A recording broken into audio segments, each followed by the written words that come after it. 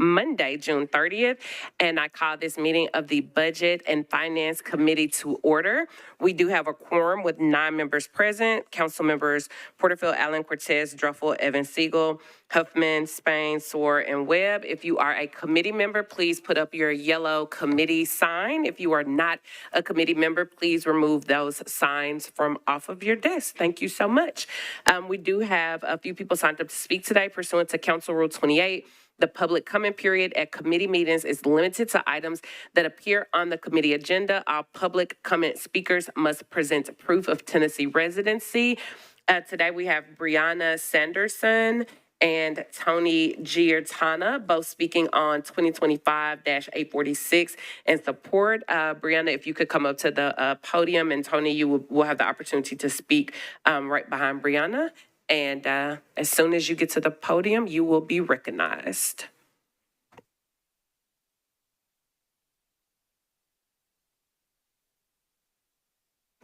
Thank you very much. My name is Brenda Sanderson. I'm sorry, I did a little bit of chicken scratching there on the list, but I am a resident of District 19. To tell you a little bit about myself, I've been a business owner in downtown Nashville since 1993. I've been a permanent resident of downtown Nashville since around 1998. So I have seen Nashville with and without a CBID and a Nashville Downtown Partnership. And I can tell you that I do not want to go back to that, especially considering our current status as a first-class city. We've become that thanks to we are a clean and safe city. We have our challenges, we all know that. But we are the kind of city that other cities look at and say, oh, if only us. So a part of that is because we are clean and safe. We have a downtown partnership that are advocates for all of us, whether we're residents, business. And remember that visitors are more than tourists. You all become visitors sometimes to downtown if you don't live down here. If you have visitors in town visiting you, where do you take them? I hope you bring them downtown, because when you do, you know you're going downtown for a first-class dining experience, a sporting event, or a concert. Why do I support CBID and especially the Downtown Partnership?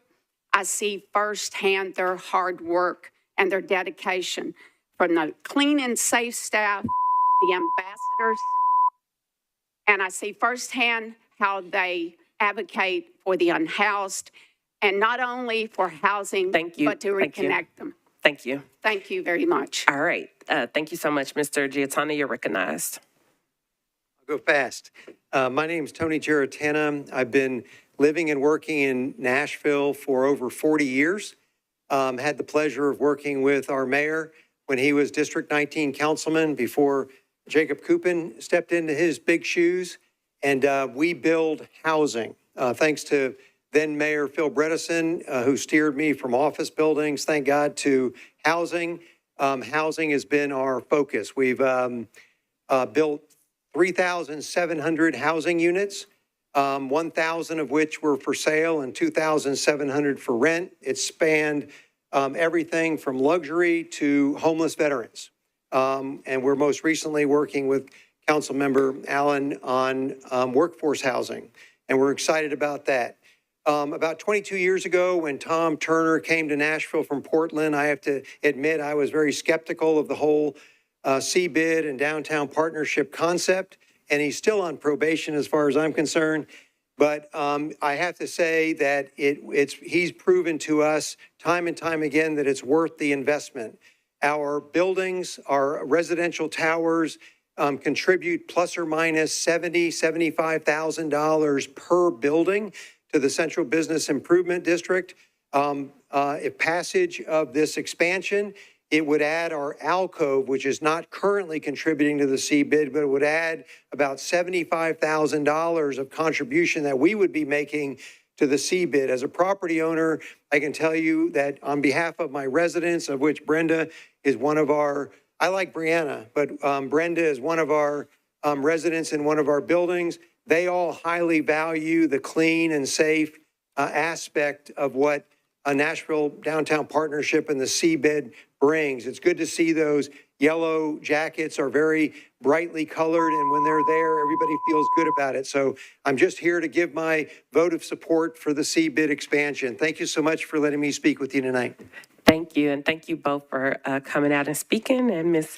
Brenda, my apologies, I thought that said Brianna, so thank you, Ms. Brenda, for coming out to speak. I appreciate it. Colleagues, we do have 10 members, 10 committee members here present, so we're going to go ahead and move forward with the proposed consent agenda. The following items are proposed to be on consent: RS 2025-1329, 1330, 1331, 1332, 1333, 1334, 1335, 1336, 1337, 1338, and 1340. Are there any items that anyone would like to have removed from the consent agenda? Councilmember Spain, you're recognized. Thank you, Madam Chair. Item number 13, RS 2025-1338, please. Okay, 1338 has been removed from the consent agenda.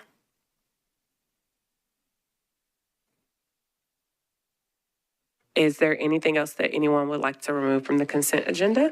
Okay, we will circle back to that after we read the captions. The items for the proposed consent agenda are as follows. RS 2025-1329, a resolution approving Amendment 1 to a lease agreement by and between the Metropolitan Government of Nashville and Davidson County, acting by and through the Metropolitan Board of Education and Connexion America, sponsors Porterfield, Gamble, and Welsh. RS 2025-1330, a resolution approving Amendment 2 to the grant from the Kresge Foundation to the Metropolitan Government, acting by and through the Metropolitan Action Commission for General Operating Support, Porterfield, Evans, and Welsh. RS 2025-1331, a resolution approving Amendment 1 to a memorandum of understanding between the Nashville Public Library and Department of Parks and Recreation for the provision of free and high-quality out-of-school time programs through the Nashville After Zone Alliance, sponsors Porterfield, GAD, and others. RS 2025-1332, a resolution accepting an in-kind grant from the Creative Parks Nashville to the Metropolitan Government, acting by and through the Metropolitan Board of Parks and Recreation to fund, support, and expansion of Metro Parks music, theater, and visual arts programs, sponsors Porterfield, GAD, and others. RS 2025-1333, a resolution providing a sub-recipient agreement by and between the Metropolitan Department and Housing Agency, or MDHA, and the Metropolitan Government, acting by and through the Metropolitan Office of Homeless Services for one-time payments of first month's rent and security utility deposits on behalf of homeless persons obtaining housing through various campaigns, sponsors Porterfield, Evans, and others. RS 2025-1334, a resolution approving Amendment 1 to a grant from the Tennessee Department of Finance and Administration to the Metropolitan Government, acting by and through the Office of Family Safety to fund staffing positions to help manage the multidisciplinary needs of its clients, sponsors Porterfield, Evans, and others. RS 2025-1335, a resolution approving Amendment 1 to a sole source contract between the Metropolitan Government of Nashville and Davidson County and UKG Chronos Systems, LLC, or UKG, to provide software as a service, software license renewal, support, maintenance, and hosting services, sponsors Porterfield and Hill. RS 2025-1336, a resolution approving a preliminary engineering agreement between CSX Transportation Incorporated, or CSX, a Virginia corporation with its principal place of business in Jacksonville, Florida, and the Metropolitan Government of Nashville and Davidson County to facilitate the installation of a proposed pedestrian lighting under CSX Bridge crossing at Fifth Avenue, sponsors Coop, Porterfield, and others. RS 2025-1337, a resolution approving a license agreement between the Metropolitan Government of Nashville and Davidson County by and through the Nashville Department of Transportation and Multimodal Infrastructure, or NDOT, and the State of Tennessee Department of Transportation by and through the Commissioner of Transportation, TDOT, for the installation, operation, and maintenance of lighting sculptures, reflective paint, and other lighting elements on the I-65 overpass on Arthur Avenue, sponsors Taylor, Coop, Porterfield, and Parker. RS 2025-1340, a resolution authorizing the Metropolitan Department to allow to compromise and settle the property damage claim of Project Resources Group as a subrogee of Piedmont Natural Gas against the Metropolitan Government of Nashville and Davidson County in the amount of $29,903.42, and that said amount to be paid out of the self-insured liability fund. Is there anything else that anyone would like to have removed from the consent agenda? Seeing none, can I have a motion? It has been moved and properly seconded. Is there any discussion? Seeing none, all those in favor say aye. Any opposed, nay? Any abstentions or anyone not voting? Consent agenda passes 10 in favor, 0 against, and 0 not voting. Hello, Mr. Roten. Thank you for joining us. The first item that's not on consent is RS 2025-1100, a resolution requesting Mayor Freddie O'Connell create an advisory working group to explore and determine a coordinated model that supports a long-term sustainable youth policy and strategic plan and analysis of data that extends beyond mayoral administration, sponsor Druffel and others. Can I get a motion? Is there a second? Councilmember Druffel, you're recognized. Yeah, thanks, Chair. I'm going to defer this to the second meeting in August. We have a great foundation with Dr. Hildreth, and we just need a little bit more time to start putting some pieces together. And so until that time comes, I think that gives us a little bit more room to put more of a strategic plan that will carry on. So I make a motion to defer. Is there a second? It's been moved and properly seconded. Is there any discussion on the deferral? Seeing none, all those in favor say aye. Any opposed, nay. Any abstentions or anyone not voting? The deferral carries 10 in favor, 0 against, 0 not voting. RS 2025-1100 has been deferred to the second meeting in August. The next item is is RS 2025-1327, a resolution amendment, resolution number R84-334 to increase the levy and set the rates of the mineral severance tax. Can I get a motion? Is there a second? It's been moved and properly seconded. Councilmember Huffman, you're recognized. Thank you, Chair. Just a quick overview of what this legislation does and how it came to be. The state of Tennessee passed a piece of legislation this past General Assembly, House Bill 695, Senate Bill 889, that allows local governments to increase by 15 cents over a 10-year period the mineral tax on minerals taken out of quarries within their jurisdiction. This essentially implements that. The legislation, let's see, currently the tax is at 15 cents. This would essentially raise it to 20 cents. Just a couple of other details about this legislation. The median amount that we've gotten off of this tax over the last 5 years, $789,153. The increase for FY26 will probably get in around $220,000. These are numbers given to me by finance, to be clear. But that number will steadily go up as the tax levy goes up throughout that 15-year period. But I'll entertain any questions. But with that, I move for approval. It has been moved and properly seconded. Is there any discussion? Seeing none, all those in favor say aye. Any opposed, nay. Any abstentions or anyone not voting? Motion carries 10 in favor, 0 against, 0 not voting. The next item is RS 2025-1328, a resolution authorizing the Metropolitan Mayor to submit the 2025-2026 annual update to the 2023-2028 Consolidated Plan for Housing and Community Development to the U.S. Department of Housing and Urban Development. Sponsors Porterfield, Gamble, and Allen. Can I get a motion? Is there a second? It's been moved and properly seconded. Is there any discussion? Councilmember Spain, you're recognized. Thank you, Madam Chair. Can we just hear from NFD or the Fire Marshal's Office on the specific component about a single stair that's added to the guidelines? I don't think that's this piece of legislation. I looked at the wrong thing. Sorry. Yep, no worries. We'll come back to that one. We'll register that question and come back to it. Did anyone have any questions on this piece? Okay. Seeing none, all those in favor say aye. Any opposed, nay. Any abstentions or anyone not voting? Motion carries 10 in favor, 0 against, 0 not voting.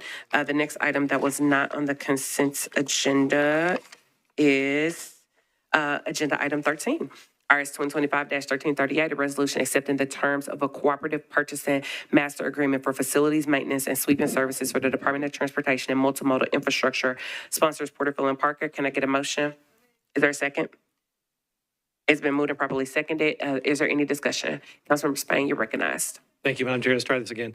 I asked this question in transportation, which was the wrong time, so I'm going to try it again now that folks from finance and the administration has a little more information. And this isn't specific to this resolution, but we've had several of these cooperative purchasing agreements come through that piggyback off contracts from Sourcewell. This is actually the 16th one that we're seeing from this year. We had 10 in all of last year. So I'm just curious, what's the magic of Sourcewell? Thank you so very much, Councilmember Spain. And we will have Ms. Wiggins to address that. You're recognized. Thank you, Chair. Mary Jo Wiggins, Finance.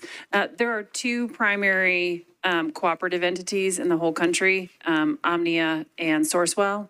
And so the majority of our cooperatives have been from Sourcewell, but those are the two that you're going to see most prevalent throughout the country and probably with municipalities, cities, local governments. Councilmember Spain. Thanks. And is it, I can't really tell from the analysis what sort of entity it is.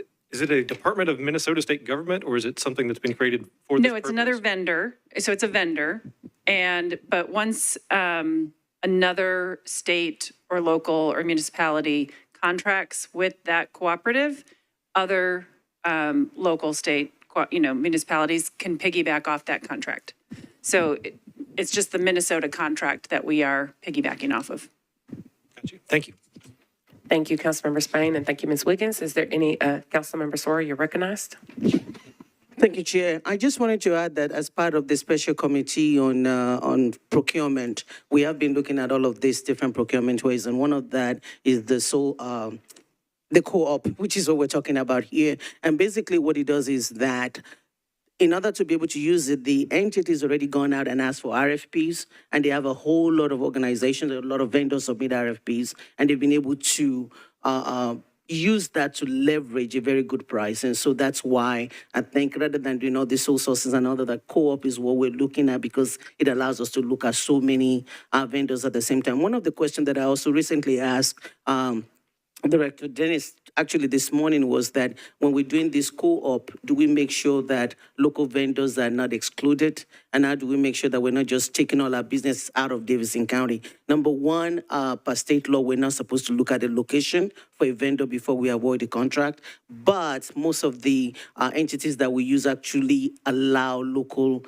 vendors to participate either directly or as a subcontractor. And so the report of that committee will be coming out soon. But that's one of the things that we're looking into. How do we leverage saving us some money and looking at a program or a process that is already in place? Just wanted to add that. Thank you, Councilmember Sora. And I'm going to go back to the administration for a moment. Administration table. Thanks, Chair.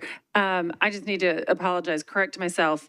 Sourcewell is a government agency created by the Minnesota legislation, so probably different than a standard vendor. When I said no, they're a vendor, they are a government agency. So slightly different than just a traditional vendor. Thank you, Ms. Wiggins. And is there any additional discussion? Councilmember Allen, you're recognized. Thank you, Madam Chair. We talked about this in Transportation and Finance, but I think from a budget perspective, it's worth saying again.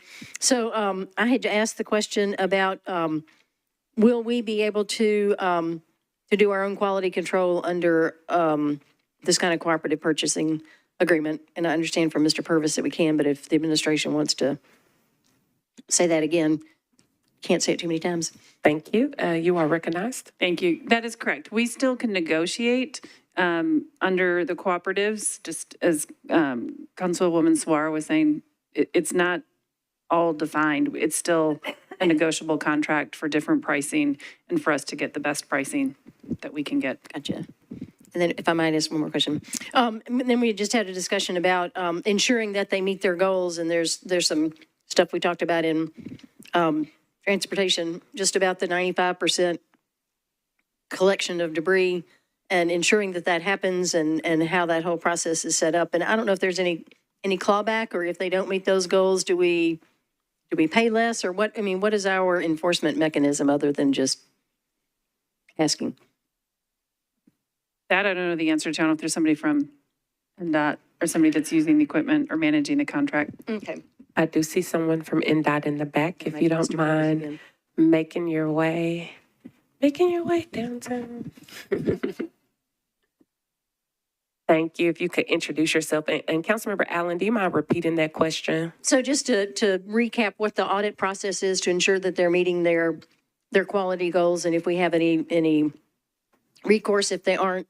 And then also just to kind of address the pilot that's been going on in District 17 to, I think, maybe improve that. Kristen Cumrow from NDOT.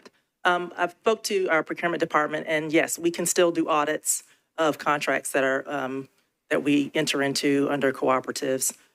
We would do that if the vendor was not performing. We would go through our normal performance improvement or performance management goals with them and set up a performance improvement plan. As it relates to District 17, I did speak with our operations department, and they said that they are, right now, they feel like it's going pretty well. We did pass on your concerns to them, and they are monitoring that and looking at how that's impacted your district. And then, of course, they said that they do plan to move that to other districts as well. Councilmember Allen, did you have any follow-up? I think that's good. I'll follow up offline. Okay, thank you. Any other discussion? Seeing none, all those in favor say aye. Any opposed, nay. Any abstentions or anyone not voting? Motion carries 10 in favor, 0 against, 0 not voting. The next item is RS 2025-1341, a resolution approving Amendment 1 to the participation agreement between the Metropolitan Government of Nashville and Davidson County, acting by and through the Metropolitan Department of Water and Sewerage Services and Nolensville Owner LLC, a subsidiary of Southern Land Company, to clarify terms of participation and extend the term of the agreement for a period of 6 months. Sponsors Porterfield, Gamble, and Parker. Can I get a motion? Is there a second? It's been moved and properly seconded. Is there any discussion? Seeing none, all those in favor say aye. Any opposed, nay. Any abstentions or anyone not voting? Motion carries 10 in favor, 0 against, 0 not voting. Bills on second reading. BL 2025-846, an ordinance amending Title II of the Metropolitan Code of Laws authorizing the creation of a downtown central business improvement district and appointing a corporation to act as an advisory board to the district with the necessary powers and authority to carry out the purposes and intent of the district. Sponsors Coopin and others. Can I get a motion? Is there a second? It's been moved and properly seconded. Councilmember Coopin, you are recognized. Thank you, Chair, for recognizing me, even though I'm not on the committee, and appreciate the engagement of downtown stakeholders and the overall community over these last couple of weeks on this legislation. As you heard earlier, the Business Improvement District has done some phenomenal efforts to make downtown a clean and safe place for people to come and enjoy, whether you're a local or a visitor. And you know, we've heard from a couple people tonight, but I've heard from so many that are really appreciative of this, really excited about the expansion. It's going to lead to additional revenue, additional options for services. So very supportive of this. I know there were a couple questions raised over the last couple of weeks, and hopefully we've done a good job continuing to get those answers out. And we'll continue to, as y'all know, we have a public hearing and third reading on the 15th. So continue to encourage folks who have questions to send them my way, and I'm going to do my best to get those answered. We've met with the shelter court to work on a piece of it. Again, stakeholders that were asking questions about board members for the Downtown Partnership Board, that there's opening to potentially add some folks to that board. So again, I think it's great for downtown. It's great for the whole city. My understanding is this new bid will generate about $8 million of revenue that can then be reinvested in downtown, which we know then drives revenue to the rest of the city to fund all the things that we allocate every year as a council. So again, very supportive of it. Encourage my colleagues to do support as well. And real quick, would love also somebody to move the amendment. So as well, I've got an amendment that would include a reporting provision to the Convention and Tourism Board on a regular basis to just provide a little bit of extra update and extra information on the bid. So would love that amendment to get moved and the bill to be supported. Appreciate it. Thank you, Councilmember Coopin. The amendment has now been moved and seconded. Do we have any questions or comments? The first person I see is Councilmember Parker, but I see Councilmember Evan Siegel who's on committee, so I'm gonna go to Evan Siegel, then I'm gonna go to Parker. Councilmember Evan Siegel, you're recognized. Thank you, Chair. I always feel uncomfortable when I jump people, so sorry. Next time I just won't say it. I have a question about the amendment. It adds this quarterly reporting.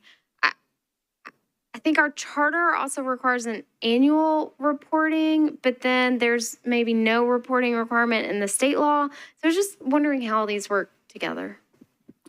Thank you so very much, Councilmember Evan Siegel. Director Darby, you are recognized. The charter does not speak to CBIZ, the Metro Charter. The code does. The code says that they are supposed to provide their annual financial reports, their audited statements, and a budget to the council.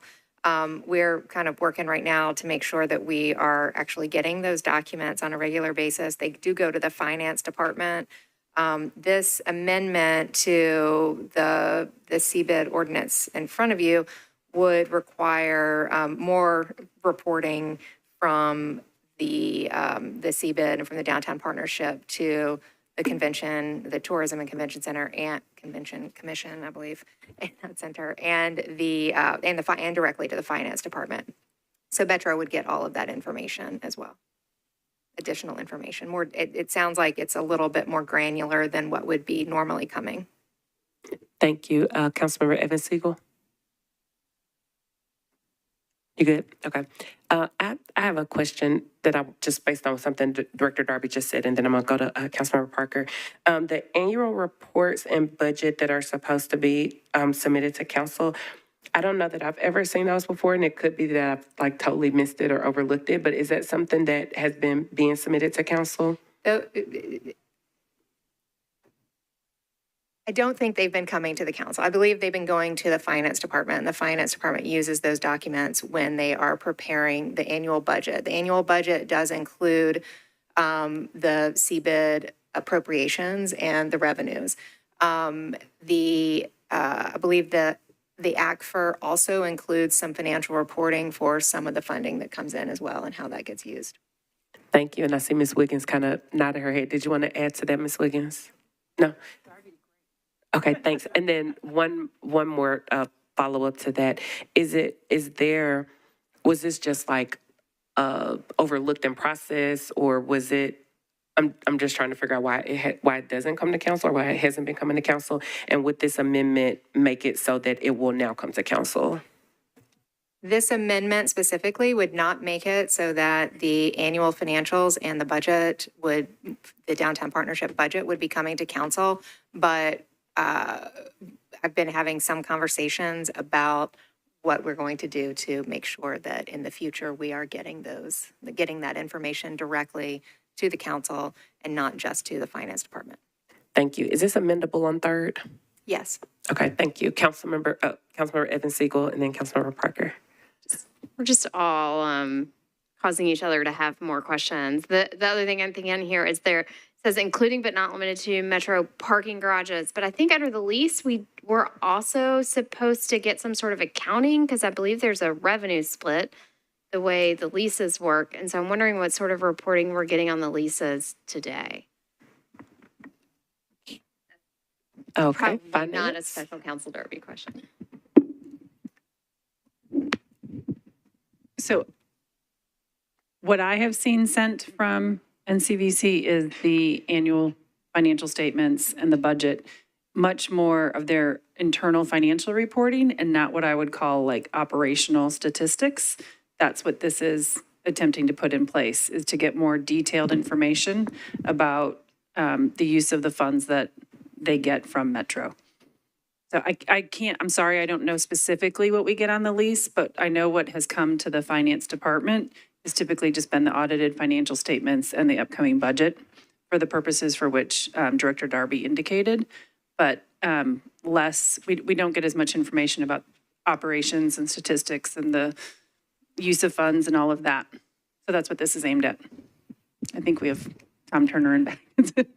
I believe Mr. Turner would like to speak. Would you like to hear from Mr. Turner? Okay, thank you. Mr. Turner, if you could introduce yourself. Thank you. I'm Tom Turner, the President and CEO of the Downtown Partnership, and I do have a cold. Monthly, we send a accounting report to what is now NDOT. It was Public Works initially. So there's a monthly report that goes there. It's due by the 25th. It's sent like clockwork. And then at the end of the year, within 90 days of the end of the year, there's an audit that is sent. It's done by Cherry Beckert, a top 25 accounting firm. So the audit is sent. It includes about 40 pages of stats on the parking garages, which is basically tying out everything to the monthly reports. It also includes recommendations on maintenance and repairs within each parking garage, and a load of statistics on and usage of the garage, specific revenue, dollar value per ticket, how much it costs to have jurors park in the garage here. It gets into very granular detail, and that's been done like clockwork. It's sent to the finance department, which would include the director of finance, and it's also sent to NDOT now, and was Public Works before. And then our apologies on the annual budget and report. Those of us not in government, and I'm probably saying this to the wrong group, when we send it to Metro, we think it's going to Metro. So we send it to Metro Finance, but that's obviously not the Metro Council. Hopefully we won't make that mistake again. I'm sure we're not the first to have done it, but that will be our last time. But we've sent that each year to Metro Finance. Thank you, Mr. Turner. Councilmember Evans Siegel, did you have a follow-up? Yeah, I would just ask that NDOT share some of that parking information with us. That's my understanding of how the lease is supposed to work, because it is a revenue split. So I don't know how we split the revenue if we didn't know like what the revenue and expenses were. And so, my colleagues may not all want that level of detail, but I would like to see it. Thank you. If we can have someone from NDOT to send that to Director Darby so that we can get it to the full Budget and Finance Committee. And I'm seeing Mr. Purvis with a head nod and a thumbs up, so we're good to go on that. Councilmember Parker, you're recognized. Thank you, Chair, for recognizing me. This language that's in the code today, 2177070, that you'll see included in the prepared amendment because it, relabels something. But this is in the code today, and it reads, the annual budget shall include a projection of revenues from the special assessment and a projection of expenditures for projects, services, and activities of the district management corporations, and shall be reviewed and approved by the Metropolitan Council, or if not approved, shall be returned to the Board of Directors for revision and submission until the Metropolitan Council shall approve the annual budget.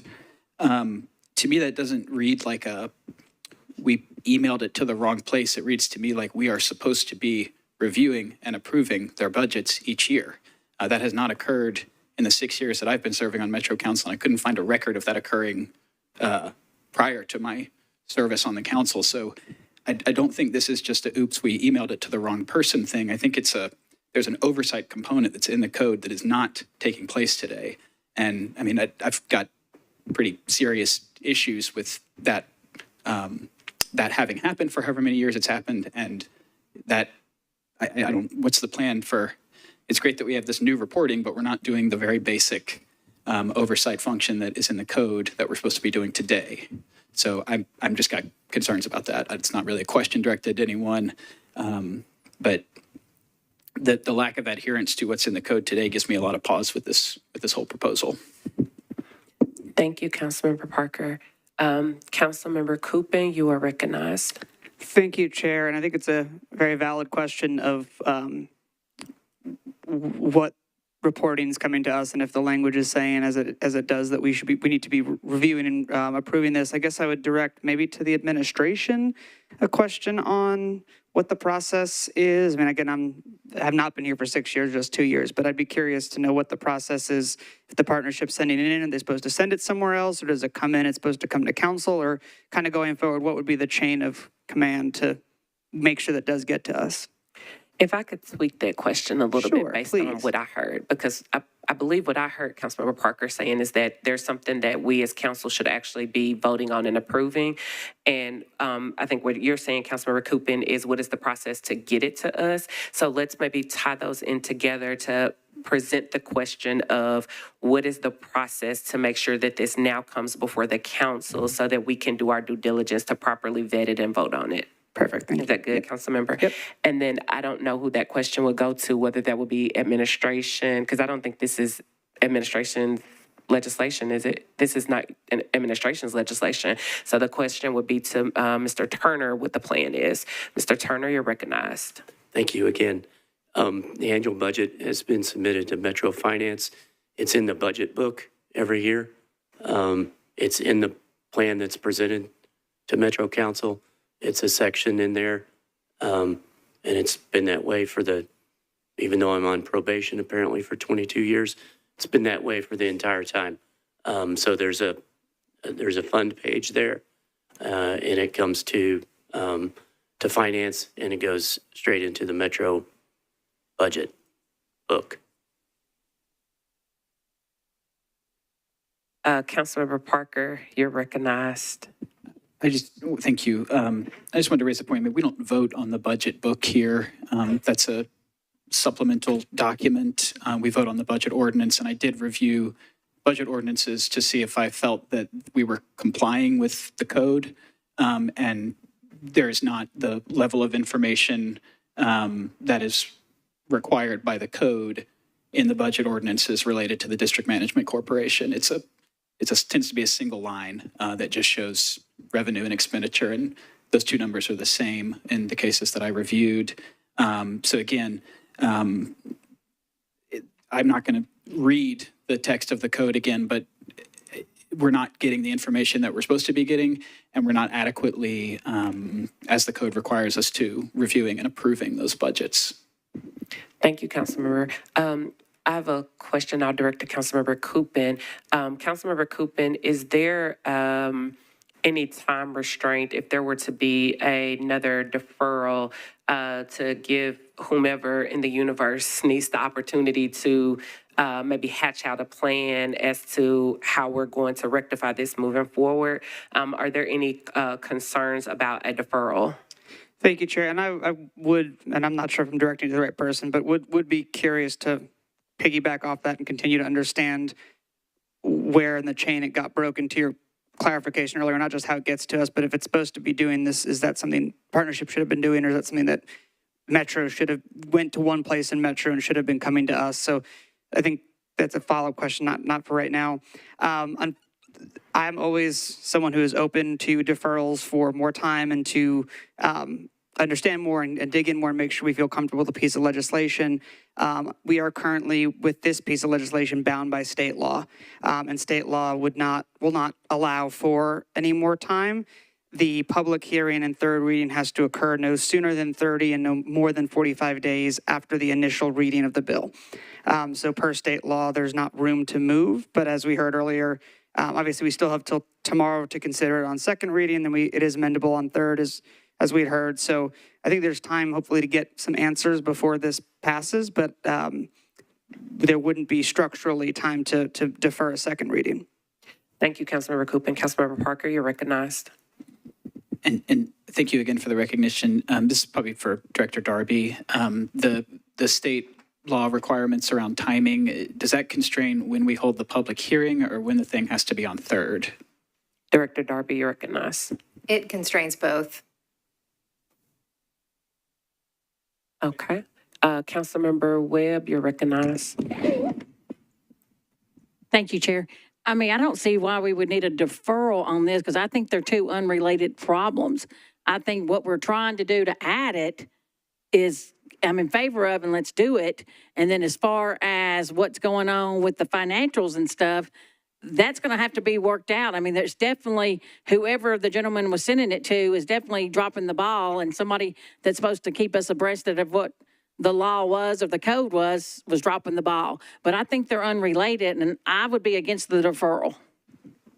Thank you, Councilmember Webb. There's not been a motion for a deferral. The question was around the timing to determine if a deferral would be appropriate. It sounds like after the budget is being submitted, it is getting lost somewhere. I don't want to say lost because I don't think it's getting lost. It is going to finance, and it is going through the appropriate measures through finance. It seems as though there needs to, at some point, someone needs to file some legislation that gets it before the body so that the body can vote on it, is what I am understanding should be happening. I think that is something that we need to get clarification on before we vote tomorrow, if we are under a time constraint and cannot defer this. I do have a few more questions, and then Councilmember Coopin, I saw that you had your hand up.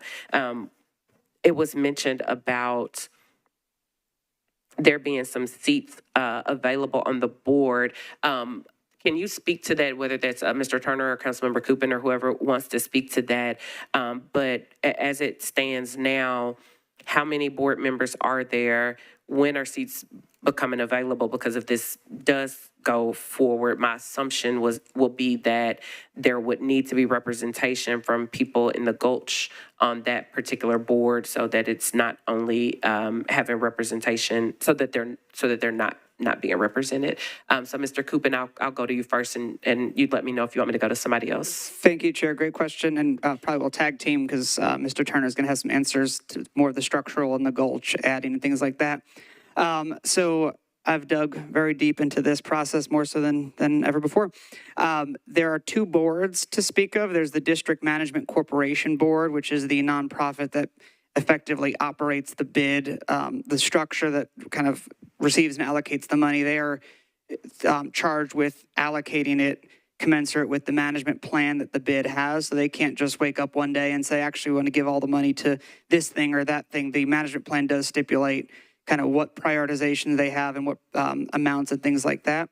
And then the Downtown Partnership is hired by the District Management Board to operate Downtown's bid. And the Downtown Partnership is also a nonprofit, also has a board of directors. So we kind of explored, if we were going to add people to have different voices represented, where does it make most sense? And what came out was it would make more sense to have those folks added to the Downtown Partnership Board, because that's the group that's having regular meetings and talking about the different things going on downtown, and would have more of a voice in the room than the District Management Board, which is a little more, I don't want to say performative because it's not, but it's more structural in nature. So legislation would have 15 to 20 seats for the District Management Corporation, up from 12, but the Downtown Partnership Board would be more likely where you'd want to see someone for representation. But I would go to Mr. Turner for kind of any follow-up or additional pieces to that. Thank you, Mr. Turner. Would you like to be recognized? Yes, please. Thank you again. The current CBID board has 12 members, and that would go to a minimum of 15 and a maximum of 20. It's prescribed in the legislation as to the as to makeup of the board members, smaller commercial owners, commercial tenants, the number of residents, and so that the current GBID would have a pro rata representation on the board of at least 4 members. And there's a lot of crossover in certain segments. So sometimes you might have a GBID property owner also be a CBID property owner, but there's a pro rata allocation of seats.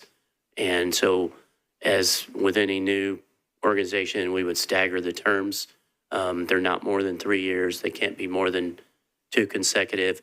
So as we start up, we would have some that would have 1-year terms, some that would have 2-year terms, and some that would have 3-year terms. And then that would then continue and put people really on different 3-year cycles. So you have not a full turnover every 3 years. Thank you. I saw Councilmember Toombs, and I saw Councilmember Sworer. Vice Chair Toombs, you're recognized. Thank you, Chair. Going back to the code provisions that Councilman Parker pointed out, the detail that is mentioned in the code, is that the detail that the Finance Department receives? And Ms. Wiggins, you are recognized.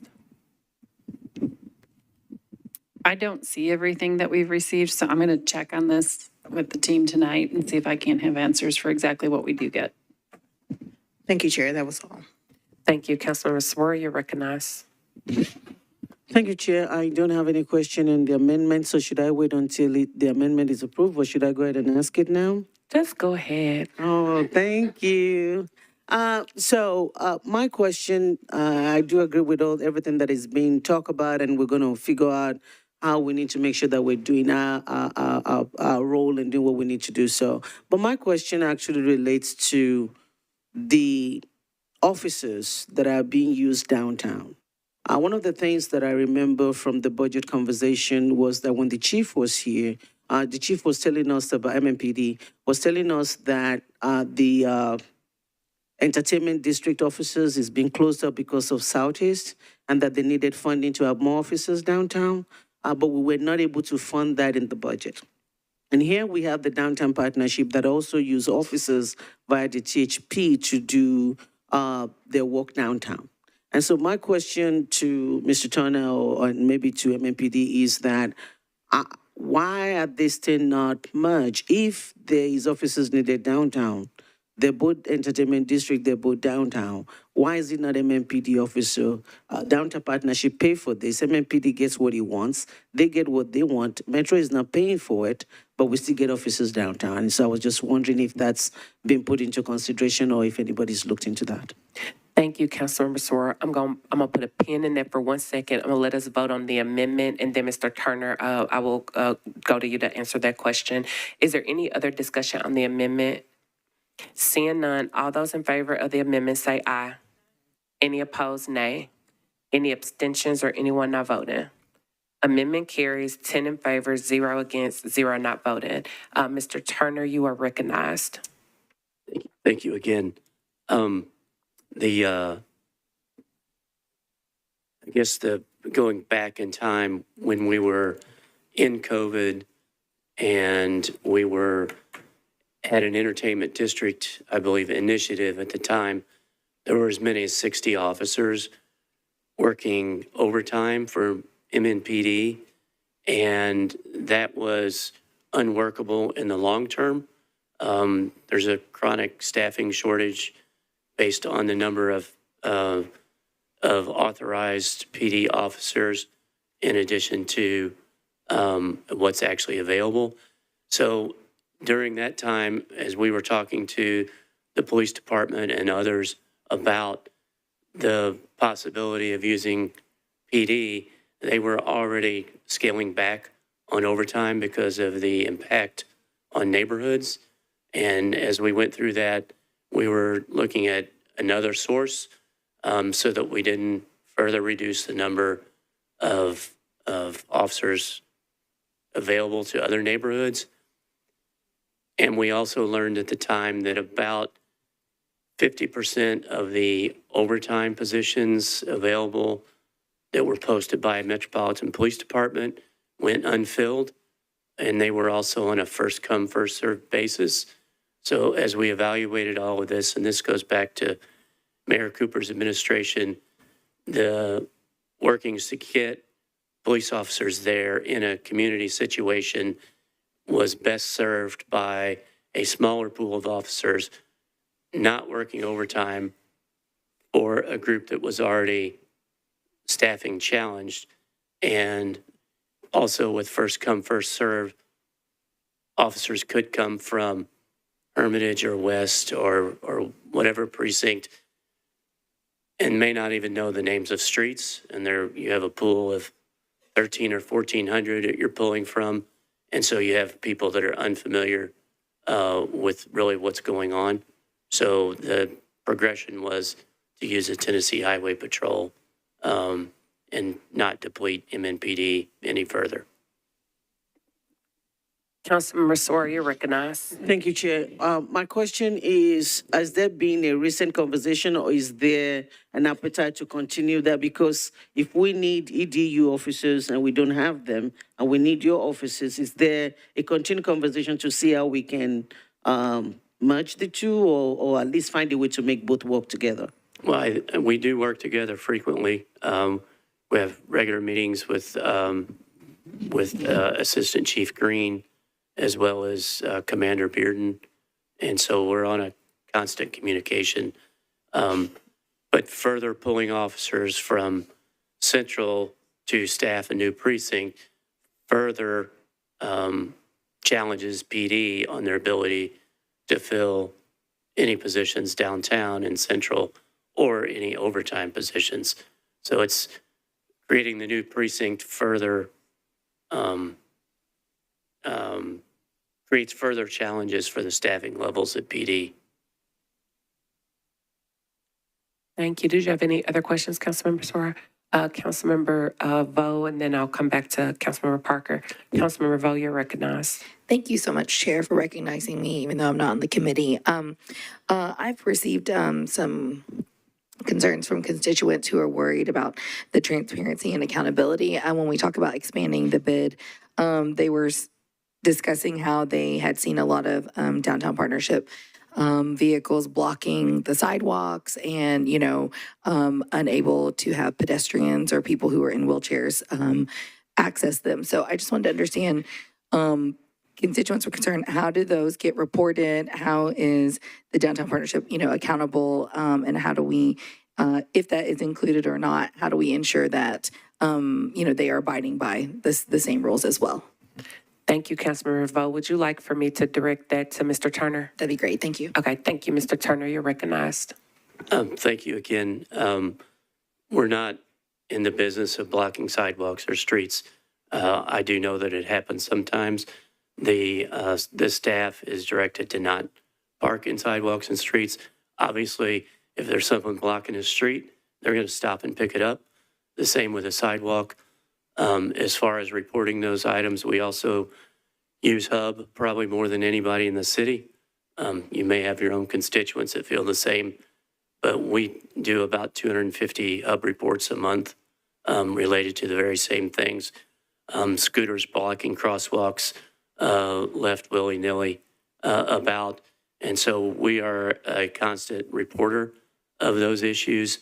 And from our perspective, I think that if we do end up blocking a street or sidewalk, it should be very temporarily. There should not be anybody doing anything other than removing something from the street or sidewalk when they're blocking. Obviously, when you're pressure washing, we use small vehicles, which would be like a Gator or a Can-Am. Some people call it a side-by-side, but it's a utility vehicle that will hold a pressure washer on the back. They don't fully block streets or sidewalks, but we do pressure wash on a daily basis downtown. The street pedestrian traffic requires that we do that in certain areas as much as once every 7 days. So sometimes that is inevitable, but it's not anything that's done without making sure that there's a clear path. Thank you, Councilmember Vo. Yes, so just following it real quick. So then, if, like you said, if it happens just shortly, but if it is an issue, where can people report that so that it gets addressed? Mr. Turner. They can report it to Hub, or they can call us. We have an online system where it's reported. We also have a number, 615-242-9909, and that can be called. And there's an online request form as well. Thank you. Thank you. Then I have Councilmember Parker and then Councilmember Coop. Councilmember Parker, you're recognized. Thank you, Chair, for recognizing me. And like a lot of people in this room, I also had a little bit of a cold last week that I'm still recovering from. So apologies if I sound weird. I think part of my thinking and what's got me concerned about this is just that it seems like on some pretty big issues. I mean, there's a lot of overlap. Obviously, the beautification, a lot of positive stuff that the Downtown Partnership does, but I feel like at times they're sort of at cross purposes with Metro. One space where that I think occurs is around like safety improvements for like things like bike lanes and pedestrian improvements. We had a election recently where an overwhelming majority of Nashvilleians said, not only do we want these safety improvements, do we want these transit improvements, they said we want to pay more to get them. And so there's kind of this mandate from the county, but I've just comments from leadership and emails that have arisen indicate that this organization is at times kind of not the most supportive of some of those safety improvements that we know that Nashvilleians are very committed to at this point. So I don't know if there's a way between now and, July 15th to kind of address that. But I'm currently not feeling like that's a great situation for us to be in and to be funding this organization. And as well, it was asked, why are they using Tennessee Highway Patrol? And I've had a number of conversations with downtown partnership folks as well as folks in the community. And I mean, my conclusion is that MNPD officers would not arrest people for being unhoused outside. And so it wouldn't work. The function that they're looking to achieve here of arresting people who are outside is not one that MNPD would engage with. So again, we're kind of at cross purposes. Like Metro has policies related to homelessness and policing, and they have a desire to have a different approach to homelessness and policing. And so I think that's why they're going outside of MNPD for this particular function. So again, I don't know if that can be addressed before the 15th. We're in one of these situations where we have to stick to their timeline. They're saying, so I would love it if we can find a way to address that, but right now I'm not comfortable with that approach to policing and homelessness that they're taking. Thank you, Councilmember Parker. Councilmember Coopin, you're recognized. Thank you, Chair, for recognizing me. And I'm glad, first of all, appreciate my colleagues' engagement. I know Councilman Parker's been deeply engaged in trying to ask questions, and I really do appreciate that. And glad that Choose How You Move, which I obviously was a huge supporter of, came up because it's a similar structure to me. This is a mandate of stakeholders who say, I want to pay more to get some certain things, right? And so I think that that's a similar analogy of this is a group of downtown constituents who said, I want to pay more money to get these services, right? And so I think it's important to not have it be lost in this conversation that this is not legislation to create the downtown partnership. This is legislation that a large majority of constituents of mine support. I haven't heard from very many, if any, that are opposed to this, right? So I think it's important as a body to make sure we are representing and are elevating the voices of our constituencies. And this constituency says, we really want this. We're willing to charge ourselves more money to do things for the city. So again, I completely share the concern about unhoused arrests. I think that's something that's very important to be addressed. We've continued to have conversations to address it. Again, like I said, working with Shelter Court, working with downtown homeless stakeholders. I think it's important to note that the Rescue Mission and Room in the Inn both have sent letters of support. Both of the two major homeless organizations in downtown have both said that they're supportive of the bid overall. And again, as was stated earlier, there's always room to improve. So this is something that I'm committed to continuing to work on. If I hear of homeless folks being arrested just for being homeless, that's something I'm going to elevate and I'm going to work on because I don't believe in that. And so to me, that's an important piece to get right and to continue to work on. But I would encourage my colleagues not to let that piece of it derail the entire business improvement district that many, many, many residents are supportive of. And again, it's, our role, it's complicated because, of course, at the end of the day, it's public streets and public areas. But our role is kind of creating this district that folks say they want. And then those folks have a board, and that board decides to hire the downtown partnership. They could decide to hire somebody else if they wanted. And so I just want to be careful that we don't go down too far down the slope and kind of miss the forest for the trees a little bit. And again, downtown partnership had 90,000 interactions with unhoused folks, and I believe it was 5,000 or 6,000 connections to services, and including housing resources. I was just talking to them recently. There's about 40 people that the downtown partnership outreach team is working with that are in HMIS and looking for housing. So there are efforts besides just the one piece that are being done. I think we have to look at it holistically. And on the point of blocking bike lanes, that is something that I encourage folks to send my way. Every time I get one of those, I send it to the appropriate person. I've gotten them for downtown partnership, NDOT, water, THP, MMPD, right? There's a lot of folks that end up in bike lanes and sidewalks downtown. And I continually try to remind folks to we've got to leave those passageways active for people that need them. So again, that's my commitment to keep working on that, and really appreciate the engagement, but I just want to make sure that while we engage in this, we don't miss the whole picture. I know my colleagues are being thoughtful about this, but just something I wanted to elevate. Thank you.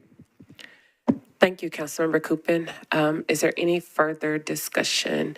I will share a thought real quick, and then I will call for the vote. It sounds like we need more information and we don't have time for a deferral. So before the third reading, I'm going to vote for this today. But I do have more information I would like to see before the third reading. I do think that there needs to be some clarity around what is going to be the process to determine if there's something that the council should be voting on a yearly basis, and what is that process, so that we can make sure that there is the adequate vetting and the amount of transparency that's needed. I think that's important. I have been in communication with Mr. Reed. So thank you, Mr. Reed, who's been very helpful in sharing information with some of the questions that I've asked, and some of the questions, just for transparency, I've asked questions around unhoused individuals being arrested, and just juxtaposing that to the number of individuals that have been arrested overall, and that is some information that that they're looking into to get that information to me, so that I think that it's a different conversation if we say that 400 people a year get arrested, and I'm just making that number up, but if 400 people a year get arrested and 350 of those people are unhoused, or are we saying 4,000 people are getting arrested and 400 of those people are unhoused? I think those are saying two different things. So I think it's important that we have all of that information while we are opining on how we feel about how they are performing. So that is some information I've requested. I've also had questions about THP, since there are off-duty THP agents doing this work. What does that look like if there's any collaboration with any federal agencies or anything of that nature, which I've been assured that that is not something that can happen or will be happening or should be happening. So just for the sake of discussion and for transparency, there are lots of conversations that are happening, lots of questions that are being proposed. There are more questions that I don't know that we're going to get the answer to by tomorrow, but I'm prepared to vote for this today to give us the opportunity to move forward on third, to have the public hearing on third, so that we can hear from the community. And I would hope that we have more answers by that third reading, so that we can make the appropriate decisions. And I will say, Mr. Coop, I do think it's good that colleagues are asking some of those questions, because people could just shut it down and say no. But instead, people are being curious, and I feel like they're trying to give it a fair shake. So thank you all for engaging in the process. And Councilmember Parker, I saw your hand again. Thanks again, Chair. Is it appropriate at this juncture for someone to make a recommendation that this gets re-referred back to budget, or would that be something that would only be appropriate on the floor tomorrow? I'm going to ask Director Darby that question. Director Darby, you're recognized.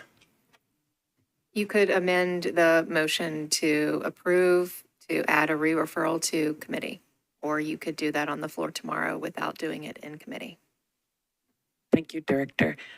Is there anyone on the Budget and Finance Committee that would like to add that provision to the motion? To re-refer it back to Budget and Finance? Okay, it's been moved and properly seconded. Any discussion on the referral motion?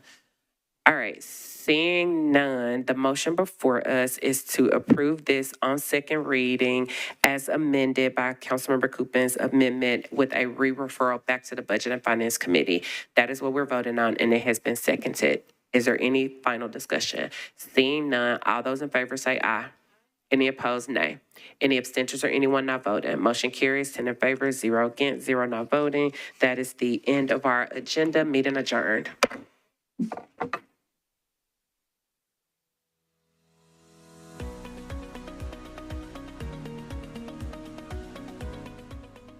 This has been a service of the Metro Nashville Network. If you would like to see this presentation again, or for more information on this and other programs, visit nashville.gov.